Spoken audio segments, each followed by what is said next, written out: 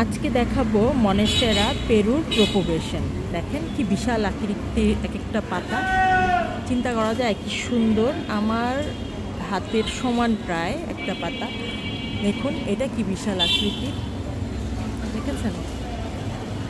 এই যে, তো এখান থেকে আমি আজকে দুটো নোট সহ পাতা নিয়ে নিব। এই যে নোট, এই যে নোট, এখান থেকে আমি দুটো নোট সহ পাতা নিয়ে নিব।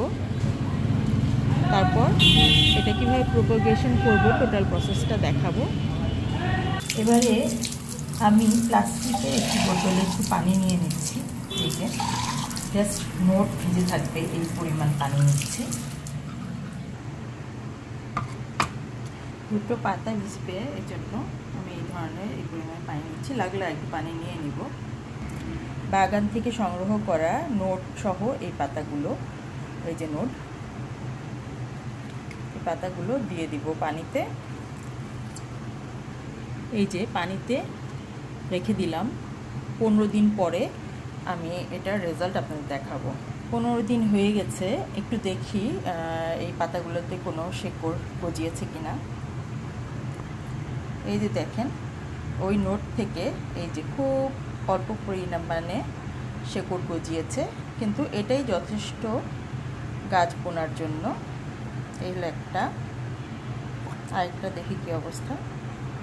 এই যে এটাতেও সুন্দরভাবে এই সাদা অংশটাই নোডের মধ্যে বেড়েছে পানিতে রাখাতে।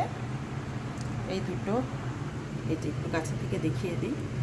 এখন ওনাদেরকে আমি নর্মাল গার্ডেন সয়েলের সাথে কোকোপিট, ভার্মি কম্পোস্ট আর একটু বালু মিশিয়ে একটি মাটি তৈরি করেছি। এই যে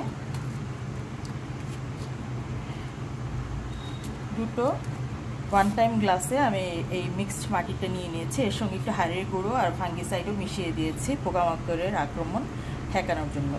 খেয়াল রাখতে হবে এই নোটটাকে কিন্তু কোনোভাবে ভেঙে ফেলা যাবে না, এবং এটাকে এভাবে একটু মাটিতে জায়গা করে ঝুরঝুরে মাটি নিয়েছি, এবং এখানে পানি নিষ্কাশনের ব্যবস্থাটা অবশ্যই জোরদার রাখতে হবে, আদারওয়াইজ পানি জমে গাছের শেকড় পচে যাবে।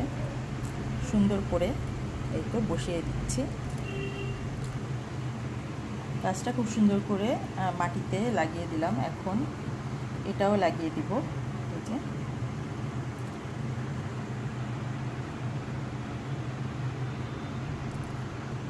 সুন্দরভাবে মনেস্টেরা পেরুর প্রোপোগেশনের আমরা সেকেন্ড ধাপে চলে গেলাম। এরপরে এই গাছের থেকে সুন্দর ছোট পাতা বেরোলে বুঝতে পারবো যে আমরা সাকসেসফুল হয়েছি। আলহামদুলিল্লাহ ফর এভরিথিং। আল্লাহ হাফেজ।